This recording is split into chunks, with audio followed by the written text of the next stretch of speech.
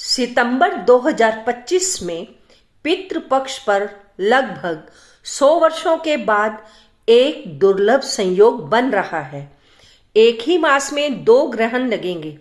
पितृपक्ष के शुरू में 7 सितंबर को चंद्र ग्रहण लगेगा और पितृपक्ष के अंत में 21 सितंबर को सूर्य ग्रहण लग रहा है। राम राम साथियों, कैसे हैं आप? मेरा नाम वीना कपिल है। ज्योतिष क्योरी चैनल पर आपका हार्दिक स्वागत करती हूँ।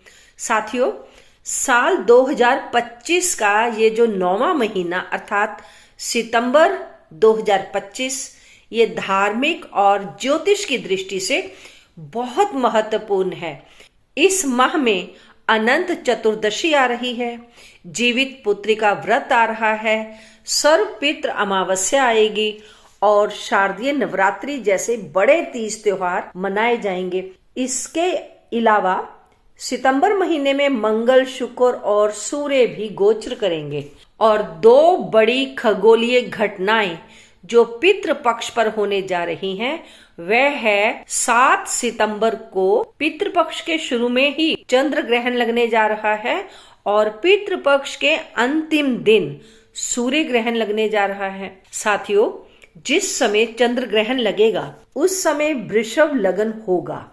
ये ग्रहण न्याय के देवता शनि देव की कुंभ राशि में लग रहा है और गुरु के नक्षत्र पूर्वा भाद्रपद में घटित हो रहा है। विशेष बात यह है कि ग्रहण के समय चंद्रमा और राहु की भी युति कुंभ राशि में ही होगी। ऐसे में कुछ राशियों को सतर्क रहने की आवश्यकता पड़ेगी, जबकि कुछ राशियों को आर्थिक लाभ भी होगा। चंद्र ग्रहण भारत में दिखाई देगा, किंतु सूर्य ग्रहण भारत में दिखाई बिल्कुल नहीं देगा, इसलिए उसका प्रभाव भी बहुत कम होगा। इस ग्रहण का प्रभाव सभी राशियों पर दिखाई पड़ेगा, लेकिन मिथुन, धनु और मकर राशि पर विशेष प्रभाव होगा। मिथुन, धनु और मकर राशि के जातकों का करियर, धन और प्रतिष्ठा में विशेष लाभ होने की संभावना रहेगी। अन्य राशियों को भी करियर में अवसर और पदोन्नति मिल सकती है, लेकिन उन्हें कुछ सतर्क रहने की भी जरूरत पड़ेगी।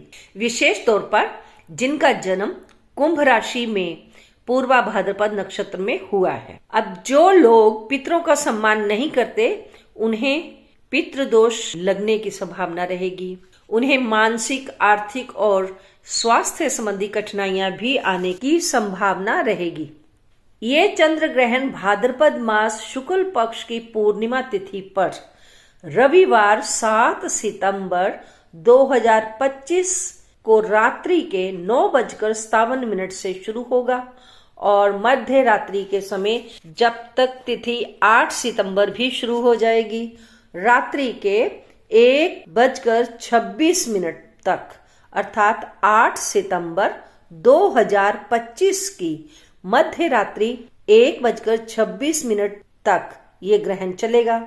इस ग्रहण का सूतक काल 7 सितंबर 2025 को ही दोपहर के 12:57 से शुरू हो जाएगा और ग्रहण की समाप्ति काल तक रहेगा। इस समय के दौरान मंदिरों के कपाट बंद कर दिए जाएंगे। आपको भी अपने घर में अपने मंदिर के कपाट बंद रखने चाहिए और जो भी आपने पूजा पाठ, जाप, अनुष्ठान करना है वह अपने घर के मंदिर के बाहर किसी भी साफ सुथरी जगह पर दीपक जलाकर कर सकते हैं। साथियों, ये एक खग्रास चंद्र ग्रहण है। ये चंद्र ग्रहण भारत में और संपूर्ण एशिया में, ऑस्ट्रेलिया में, यूरोप में, न्यूजीलैंड में, पश्चिमी और उत्तरी अमेरिका में, अफ्रीका में, दक्षिण अमेरिका के पूर्वी क्षेत्र में प्रमुखता से दिखाई देगा। ये खग्रास चंद्र ग्रहण कुंभ राशि में लग रहा है और पूर्व भाद्रपद नक्षत्र में ही घटित हो रहा है। उस समय चंद्रमा के साथ राहु की भी युति होगी।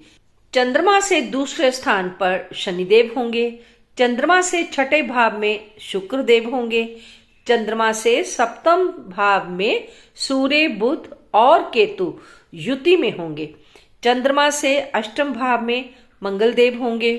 किंतु साथियों, चंद्रमा से पंचम भाव में बृहस्पति देव होने से अधिक विनाश नहीं हो पाएगा। गुरु की नवम पवित्र दृष्टि चंद्रमा पर होगी। चंद्रमा गुरु के ही नक्षत्र पूर्वा भाद्रपद में होने से अधिक अशुभ स्थितियां उत्पन्न नहीं होंगी।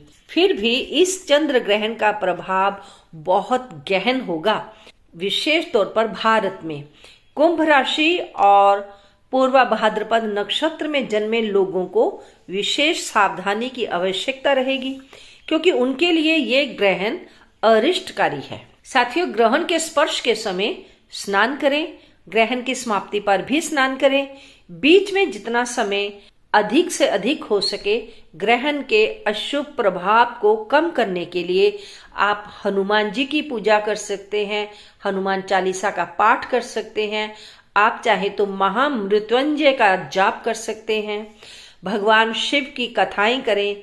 जहाँ माता दुर्गा की आराधना करना भी शुभ रहेगा। मंत्र जाप, हवन, ध्यान, मंत्र सिद्धि करें। विशेषकर रात्रि 10 बजे से लेकर 1:30 बजे के बीच किया गया जाप विशेष सिद्धि देने वाला साबित होगा। 7 सितंबर को दिन के समय 12 बजे से पूर्व ही दान पुण्य करने के लिए जो सामग्री आपको चाहिए वो आप अपने पास इकट्ठी करके रख ले, और सूर्य अस्त होने से पूर्व ही दान की जाने वाली सारी सामग्री को संकल्प पूर्वक सही स्थान पर रख दे। ग्रहण के दूसरे दिन स्नान करने के बाद ये सामग्री आप किसी ब्राह्मण को दान दे सकते हैं। साथियों, ग्रहण के दौरान बहुत सी नकारात्मक ऊर्जाएं निकलती हैं, जिस कारण विषाणु और कीटाणुओं से बीमारियां फैलती हैं, इन्फेक्शन का खतरा बढ़ जाता है। इस बार बाढ़ के कारण भी बहुत इन्फेक्शन होने का खतरा है। आप सूतक काल शुरू होने से पूर्व ही दूध, दही, घी, मक्खन, अचार, चटनी या जो भी पका हुआ भोजन होगा उसमें कुशा और तुलसी पत्र रख दें। इससे भोजन दूषित नहीं होगा। गर्भवती स्त्रियों को अपना विशेष ध्यान रखना चाहिए। किसी भी तरह की गांठ उनके शरीर पर बंधी हुई नहीं होनी चाहिए, जैसे कलावा, नाड़ा इत्यादि, और ना ही वे किसी तीखी नुकीली चीज का प्रयोग करें। बीमार लाचार बूढ़ों को छोड़कर बाकी सभी को ग्रहण काल के स्पर्श के समय स्नान अवश्य करना चाहिए। ग्रहण काल के मध्य में हवन तथा ईश्वर पूजन करें। ग्रहण के मोक्ष के समय अन्न, वस्त्र, ऋतु फल, धन आदि का दान करें। साथियों, आशा करती हूँ कि ये वीडियो आपके लिए बहुत ज्ञानवर्धक सिद्ध होगी। यदि ये वीडियो आपको अच्छी लग रही है तो कृपया इस वीडियो को लाइक कर दें और शेयर भी करें, ताकि दूसरों के काम भी आ सके। पूरा वीडियो देखने के लिए आपका बहुत बहुत धन्यवाद। जल्द ही मिलती हूँ एक नई जानकारी के साथ। तब तक आप अपना ध्यान रखें, स्वस्थ रहें, मस्त रहें, खूब खुश रहें। ओम नमः शिवाय।